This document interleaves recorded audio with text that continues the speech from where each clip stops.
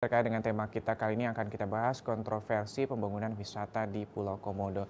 Dan pastikan sekali lagi saya juga pastinya selalu mengingatkan kepada Anda untuk selalu melakukan 3M, yaitu menggunakan masker dan juga selalu mencuci tangan dan juga menjaga jarak. Dan selanjutnya kita akan masuk dalam headline media online.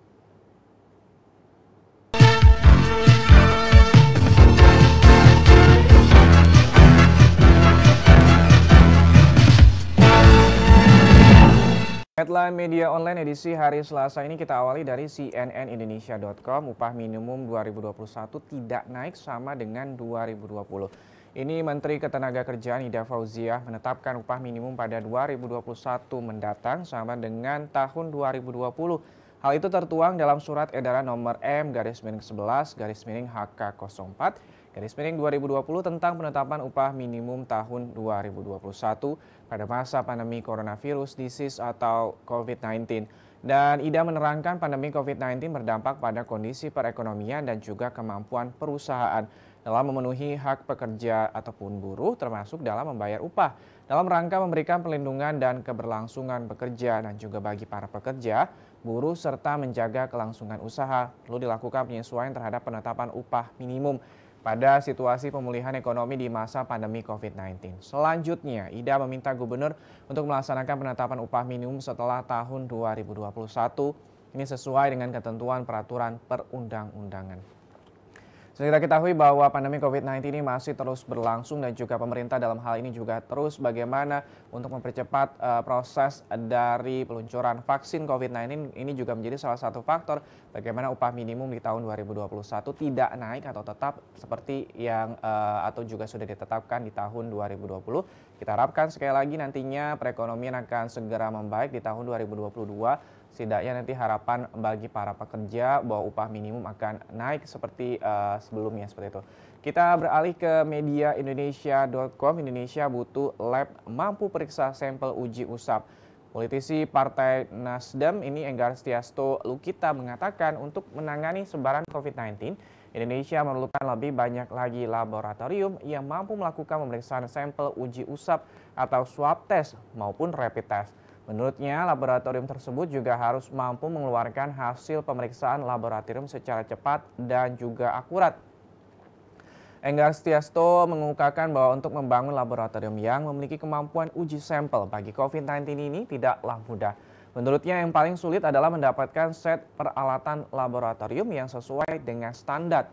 Sementara itu anggota DPR RI dari daerah pemilihan daerah istimewa Yogyakarta Subardi menjelaskan keberadaan laboratorium di daerah-daerah akan membantu Pemda setempat untuk menentukan kebijakan. Subardi juga mengungkapkan jika nanti vaksin sudah ada, keberadaan laboratorium akan sangat penting untuk membantu menentukan siapa yang secara prioritas akan mendapatkan vaksin. Dan ini terkait dengan bagaimana sejauh ini terkait dengan bagaimana pemeriksaan swab test ataupun juga yang rapid test yang masih sangat minim yang dilakukan oleh pemerintah di masing-masing daerah. Kita harapkan sekali lagi pembangunan lab yang juga sangat penting ini segera bisa dilakukan oleh pemerintah bekerja sama dengan pemerintah daerah dan juga pastinya kementerian-kementerian terkait. Dan kita beralih ke headline media online selanjutnya dari halaman antaranews.com. Beni Cokro divonis penjara seumur hidup dalam perkara Jiwasraya. Ini kabar dari kasus Jiwasraya. Direktur Utama PT Hansen International Tbk Beni Cokro Saputro divonis penjara seumur hidup karena terbukti melakukan korupsi pengelolaan dana dan penggunaan dana investasi pada PT Asuransi Jiwasraya Persero yang merugikan keuangan negara senilai 16,807 triliun rupiah serta tindak pidana pencucian uang. Selanjutnya, Beni juga diwajibkan membayar uang pengganti kepada negara sebesar 6,78 triliun rupiah dengan ketentuan jika dalam waktu 1 bulan sesudah putusan pengadilan memiliki kekuatan hukum tetap dan terdakwa tidak membayar uang pengganti tersebut, maka harta bendanya disita dan dilelang untuk menutupi uang pengganti. Terkait dengan perkara ini, Direktur Utama PT Asuransi Jiwasraya pada tahun 2008 hingga 2018, Hendrisman Rahim Direktur Keuangan Jiwasraya periode Januari 2013 hingga 2018 Hari Prasetyo dan juga Kepala Divisi Investasi dan Keuangan Jiwasraya 2008 hingga 2014 Sah Mirwan. Direktur PT Maximia Integra Joko Hartono Tirto juga dijatuhi vonis umur hidup. Ini kita harapkan bahwa para pemegang polis maupun juga nasabah Jiwasraya bisa bernafas lega terkait dengan bagaimana vonis umur hidup yang ditetapkan kepada sejumlah tersangka dari kasus penggelapan dana dan juga pencucian uang kasus Jiwasraya. Dan pemirsa, tadi sudah kami hadirkan ke hadapan Anda 3 headline media online. Kami nanti akan kembali dengan topik utama terkait dengan kontroversi pembangunan wisata di Pulau Komodo. Tetaplah bersama kami.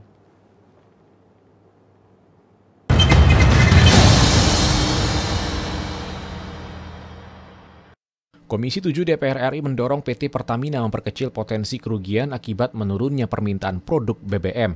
Ditemui saat kunjungan kerja Komisi 7 DPR RI ke Provinsi Banten, anggota Komisi 7 DPR RI Kardaya Warnika mengatakan lesunya industri penerbangan akibat pandemi COVID-19 berdampak pada menurunnya permintaan BBM, salah satunya aftur.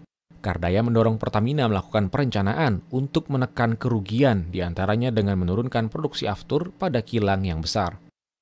Selain itu, Kardaya mendorong Pertamina mengkaji kembali program biodiesel karena berpotensi memperbesar kerugian Pertamina. Nah, saya mengharapkan Pertamina bisa mengkaji kembali mengenai produksi BBM dari kelapa sawitnya itu. Nah, pada posisi yang sekarang mungkin menghasilkan BBM dari kelapa sawit itu tidak menguntungkan. Anggota Komisi 7 DPR RI Rudi Masud mengatakan menurunnya pangsa pasar Pertamina yang cukup signifikan akibat pandemi COVID-19 mengakibatkan kerugian bagi Pertamina. Oleh karena itu, ia meminta Pertamina mempertimbangkan pemberhentian produksi biodiesel hingga ekonomi kembali pulih. Bahwa misalkan bauran campuran misalkan adalah biodiesel, ini kan harganya sangat mahal ya. Mungkin kita bisa stop dulu sampai nanti pandemi kembali normal kembali ekonominya, karena demandnya Pertamina produksinya tidak bisa dikurangin. Sementara biodiesel atau fahme ini yang di blending dengan solar ini itu jumlahnya kan cukup besar, 30%. Dari Banten, Helmi Darmawan, TVR Parlemen, melaporkan.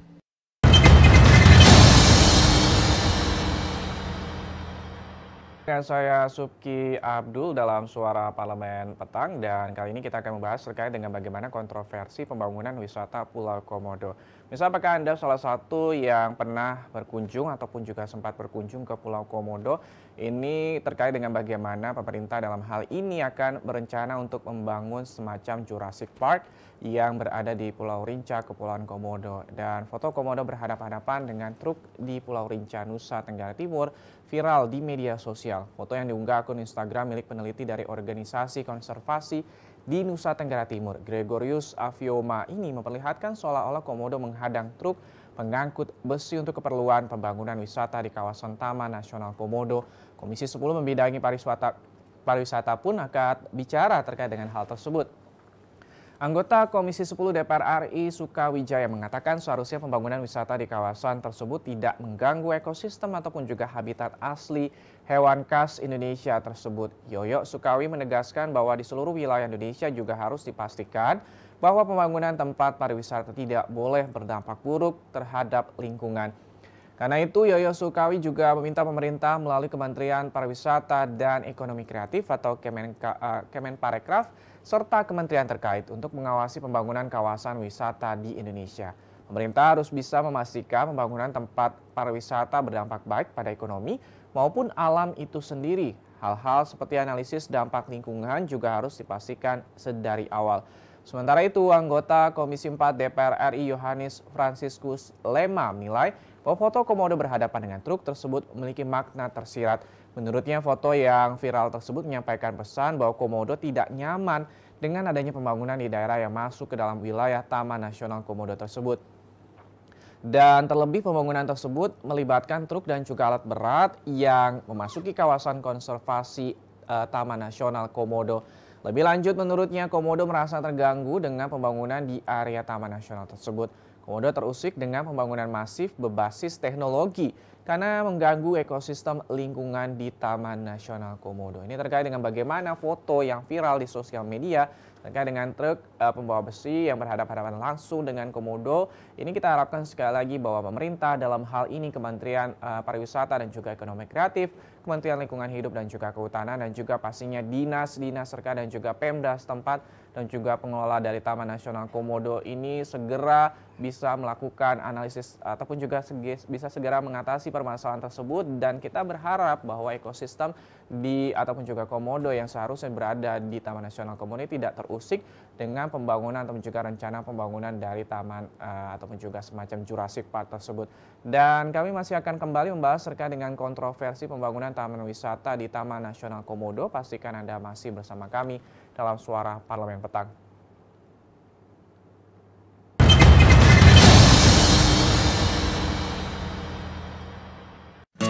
Indonesia siap memasuki tatanan hidup baru di tengah pandemi corona. Apa kita sudah paham persiapan dan protokol kesehatan yang harus dilakukan di lingkungan kerja? Pastikan kondisi tubuh sehat saat berangkat ke kantor. Gunakan masker. Membawa perlengkapan makan sendiri. Sediakan hand sanitizer dan selalu mencuci tangan. Saat akan melakukan ibadah, ingatlah untuk saling menjaga jarak aman dan membawa perlengkapan ibadah sendiri. Karena tempat ibadah sudah tidak menyediakan alat ibadah untuk mengurangi penyebaran virus corona. Semoga kita semua mampu memutus mata rantai penyebaran COVID-19 dan roda perekonomian pun tetap berputar.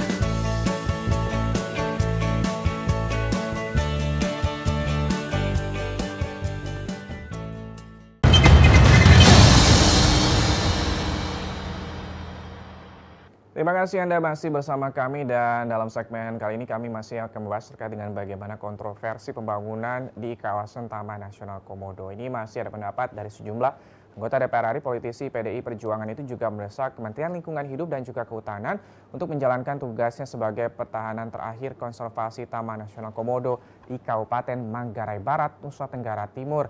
KLHK juga harus menjaga Taman Nasional Komodo sebagai kawasan konservasi dan rumah alami komodo, satwa endemik dan beragam vegetasi baik darat maupun laut. Menurutnya, Kementerian Lingkungan Hidup dan juga Kehutanan tak hanya bertugas memberikan izin, tapi juga harus mengawal agar regulasi serta kebijakan terkait dengan Taman Nasional Komodo tidak bertentangan dengan spirit konservasi. Dan ANSI juga menghimbau agar keberlangsungan hidup komodo dan ekosistem di dalamnya tetap menjadi prioritas utama. Dan ANSI menekankan agar pembangunan Taman Nasional Komodo ini tidak mendorong komodo kepada kemunahan karena habitat yang terganggu.